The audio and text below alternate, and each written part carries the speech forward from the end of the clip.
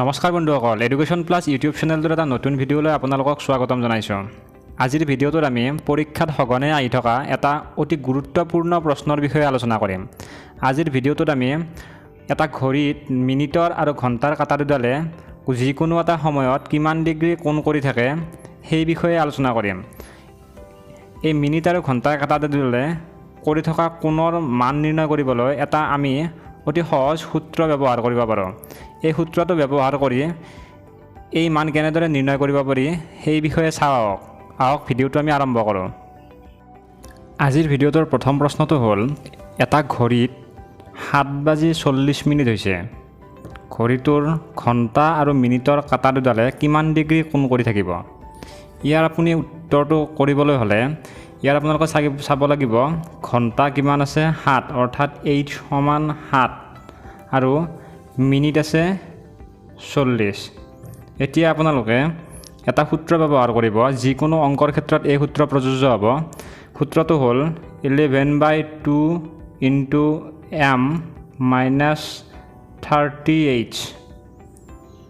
অৰ্থাৎ আপোনালোকে দেখিবলৈ পাব এই m আখৰটোৰ ঠাইত হ'ব 40 আৰু hৰ ঠাইত হ'ব 7, অৰ্থাৎ 11/2 × 40 - 30 × 7। ইয়াত এমৰ ঠাইত 40 আৰু hৰ ঠাইত 7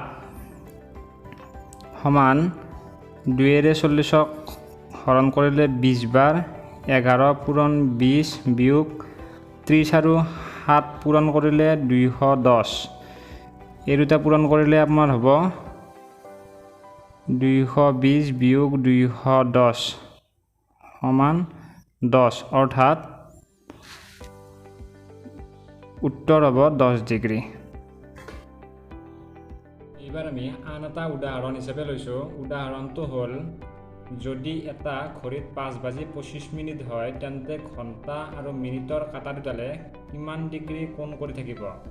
ইয়াত আপোনালোকে h সমান হ'ব 5 আৰু m সমান হ'ব 25।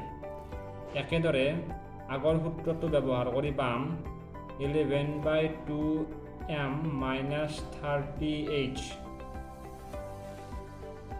সমান 11/2 এমৰ ঠাইত হ'ব 25 বিয়োগ 30 পূৰণ 5, hৰ ঠাইত 5। এইবাৰ 2ৰে 25ক হৰণ নাযায়, 2ৰে 11ক হৰণ নাযায়, গতিকে 11 আৰু 25 পূৰণ কৰিলে আমি পাম 275 / 2 - 30 × 5 150। 275ক 2ৰে হৰণ কৰিলে পাম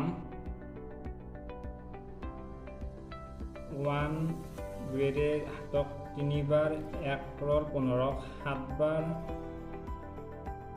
1 ক্ৰল 0.5 বিয়োগ 150। এই সংখ্যা দুটাৰ বিয়োগফল হ'ব -12.5। ইয়াত ঋণাত্মক চিহ্নডাল ব্যৱহাৰ নহয়, গতিকে ইয়াৰ উত্তৰটো হ'ব 12.5 ডিগ্ৰী।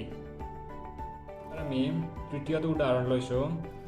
2:48 ঘণ্টা আৰু মিনিটৰ কাঁটা দুডালে কিমান ডিগ্ৰী কোণ কৰি থাকিব?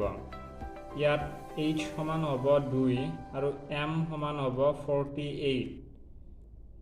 এতিয়া 11/2 m - 30h। ইয়াত 11/2 এমৰ ঠাইত হ'ব 48 - 30 × hৰ ঠাইত হ'ব 2। ইয়াত 2ৰে 48ক হৰণ কৰিলে পাম 24, অৰ্থাৎ 11 পূৰণ 24 বিয়োগ 30 পূৰণ 2 সমান 11 আৰু 24 পূৰণ কৰিলে আমি পাম 264 - 30 × 2 60 সমান হ'ব 204, অৰ্থাৎ ইয়াৰ উত্তৰ হ'ব 204 ডিগ্ৰী। শেষত এটা প্ৰশ্ন আপোনালোকৰ বাবে ৰখা হ'ল, প্ৰশ্নটো হ'ল যদি এটা ঘড়ীত 6 বাজে তেন্তে মিনিট আৰু ঘণ্টাৰ কাঁটা দুডালে সেই সময়ত কিমান ডিগ্ৰী কোণ কৰি থাকিব? উত্তৰটো কমেণ্ট ছেকশ্যনত জনাব। যদি ভিডিঅ'টো চাই ভাল পালে ভিডিঅ'টো লাইক কৰিব, কমেণ্ট কৰিব আৰু ভিডিঅ'টো শ্বেয়াৰ কৰিব। আৰু এনেকুৱা ধৰণৰ সৰু সৰু কৌশল জানি থাকিবলৈ এই চেনেলটো ছাবস্ক্ৰাইব কৰিব। ধন্যবাদ।